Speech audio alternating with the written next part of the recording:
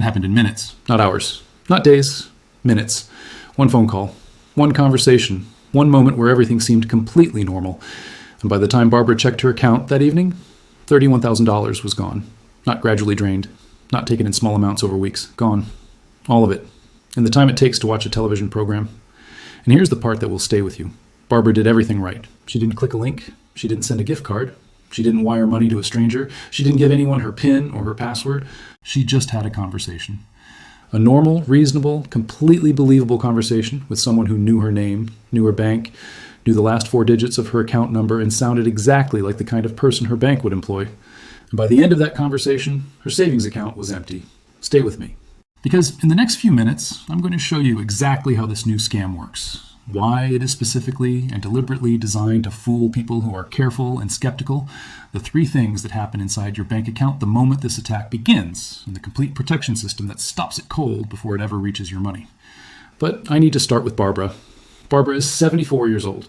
She lives in Scottsdale, Arizona. Retired school administrator. Sharp, organized, detail-oriented. The kind of woman who reads every statement, questions every charge, and never makes a financial decision without thinking it through. She had been a customer of the same bank for 31 years. On a Wednesday afternoon in April, her phone rang. The caller introduced herself as Jennifer from the bank's fraud prevention team. Her voice was professional and warm. She said the bank's security system had detected unusual activity on Barbara's savings account. 3 attempted withdrawals from an ATM in Las Vegas, none of which had gone through because the bank's system flagged them in time. Barbara felt a rush of relief. The bank had caught something. They were calling to help. Jennifer explained that while the withdrawals had been blocked, the bank needed to verify Barbara's identity before they could lock the account and prevent any further attempts. Standard procedure, she said, for Barbara's protection. She asked Barbara to confirm her full name, her date of birth, the last 4 digits of her social security number. Barbara confirmed all 3. Then Jennifer said she was going to send a one-time verification code to Barbara's phone. When it arrived, she just needed Barbara to read it back to confirm her identity. The code arrived seconds later. It looked exactly like every other security text Barbara had ever received from her bank. Same format, same sender name. Barbara read it out loud. Jennifer thanked her, said the account had been secured, said a new card would arrive within 5 business days, said Barbara didn't need to do anything else. The call lasted 11 minutes. By 6 p.m. that evening, Barbara's savings account had been emptied through 2 Zelle transfers and 1 external wire. Her real bank had not called her. Jennifer did not exist. The code Barbara read out loud was a real 2-factor authentication code, triggered by the scammer who was attempting to access Barbara's actual online banking profile at that exact moment. The moment Barbara read it, she handed them past the last security barrier between them and everything she had saved. 31 years of banking. 11 minutes, $31,000. She recovered nothing. Now I'm going to show you exactly what happened behind that call. Because this is not a simple scam. It is a multi-step coordinated attack. And understanding each step is what protects you. The attack begins days before the phone call. The scammer starts by purchasing a data profile. Your name, address, phone number, approximate age, and often your primary bank affiliation are available from data brokers, companies that legally compile and sell personal information for almost nothing.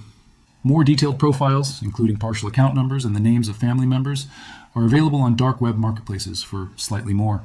This is how Jennifer knew Barbara's name and her bank before the call began. She didn't hack anything. She bought a spreadsheet. The second step happens the moment the call connects. The scammer is not just talking to Barbara. While Jennifer is on the phone, warm, professional, reassuring, someone else on the same team is simultaneously attempting to log into Barbara's real online banking account. They have her name. They have her bank. They have enough partial information to attempt access. The bank's security system sends a 2-factor authentication code to Barbara's phone. And Jennifer, already on the line, immediately says, "I'm sending you a verification code right now for your security. When it arrives, please read it back to me." The code arrives. Barbara reads it, and in that moment, the second person on the team types it into the login screen. Access granted. The third step takes less than 4 minutes. Once inside Barbara's account, the team moves immediately. They initiate Zelle transfers first, because Zelle moves money instantly, and in most cases, the transfers cannot be recalled once sent. They initiate a wire transfer second to an account at a different institution that will be closed and emptied within hours. While this is happening, Jennifer is still on the phone with Barbara, still talking, still reassuring, still walking Barbara through the security process to keep her engaged and calm while the account is being emptied in real time. By the time Jennifer says goodbye and hangs up, the money is already gone. This is what makes this attack different from every scam that came before it. It doesn't ask you to do anything suspicious. It doesn't ask you to send a gift card.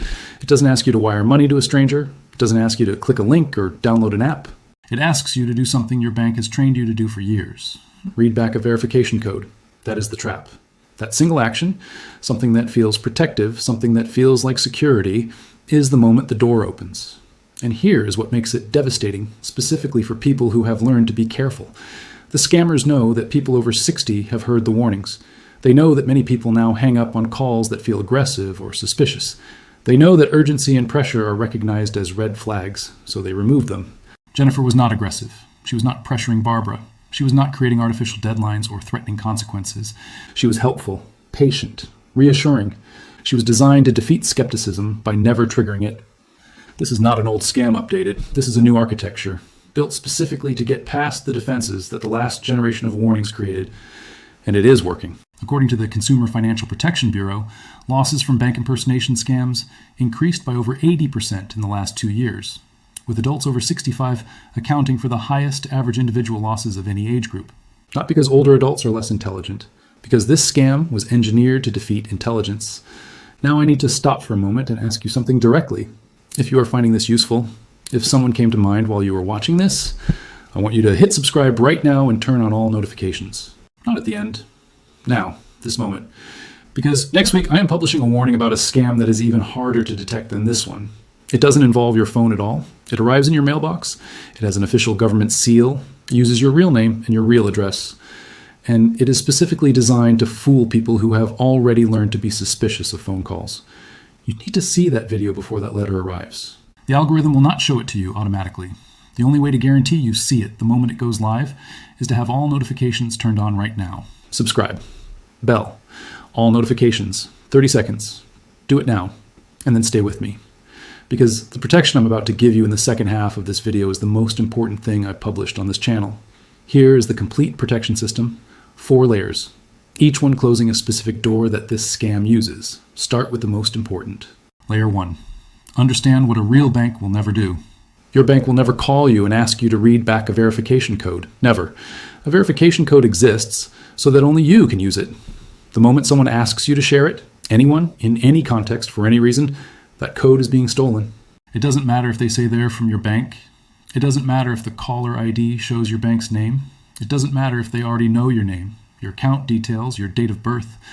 No legitimate bank employee will ever ask for a code that was sent to your phone. This is the single most important sentence in this entire video. Write it down, put it somewhere visible. The code is yours. It never leaves your phone, not for anyone, not for any reason. Layer 2, the forward response. When something feels off, or when any caller, regardless of who they claim to be, asks you to confirm, verify, or read back anything, you say 4 words. I will call back. Not, I'll call you back. Not, let me think about it. Not, can you give me a number? I will call back. Then you hang up. Then you pick up your physical bank card. You turn it over. You dial the number printed on the back. That number, the one on the card, is the only verified connection to your real bank. Not the number on your screen. Not the number the caller offers. Not the number you find in a text message. The number on the card. You call it and say, I just received a call from someone claiming to be from your fraud department. Can you confirm whether anyone from your bank contacted me in the last hour? If they say yes, there's a record and a case number and you can proceed safely. If they say no, and in almost every case they will say no, you just protected everything. Nothing given, nothing authorized, nothing lost. Layer 3, lock down your online banking right now. Call your bank today on the number on your card and ask for 3 specific things. First, ask them to add a verbal password to your account, a word or phrase that must be provided before any account changes are processed. Many banks offer this quietly. You have to ask. Second, ask them to disable Zelle on your account if you don't use it regularly. Zelle transfers are instant and almost always irreversible. If it's not active, it cannot be used against you. Third, ask them to require in-person or callback verification for any wire transfers over a threshold you're comfortable with. Some banks offer this. It adds 1 extra step for you and makes large transfers nearly impossible for anyone who isn't physically you. These 3 requests take 1 phone call. They take less than 15 minutes, and they close the 3 specific doors this attack uses to drain accounts quickly. Layer 4, the paper protocol. Write these 4 rules on a piece of paper and put it next to your phone, not in your head. On paper, visible, before you need it. Rule 1, I never read a verification code to anyone, ever. Rule 2, any call about my account, I will call back, and hang up. Rule 3. The only number I call is the one on the back of my card. Rule 4. If something feels wrong, it probably is. Hang up first, ask questions after. That piece of paper is worth more than any app or security software you could buy.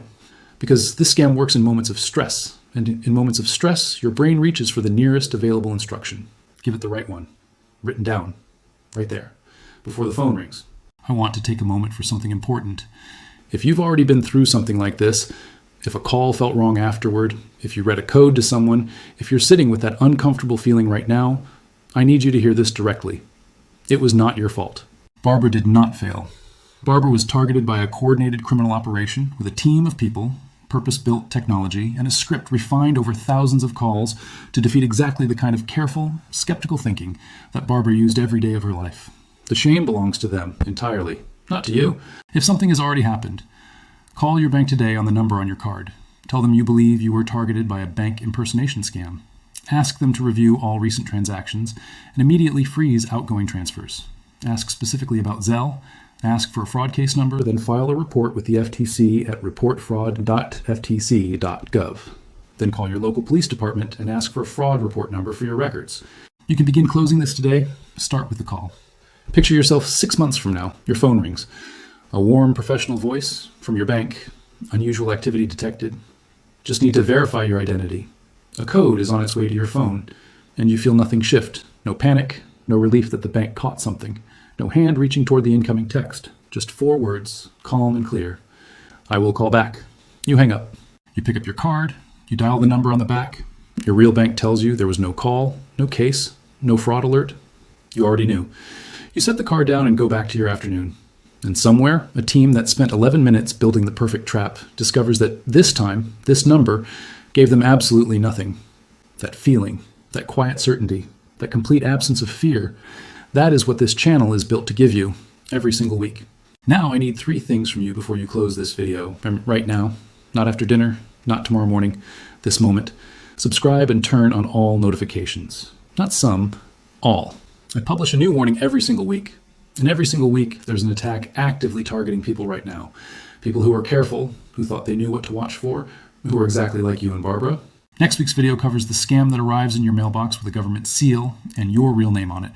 You need that video before that letter arrives. The algorithm will not show it to you on its own. Only the bell guarantees you see it.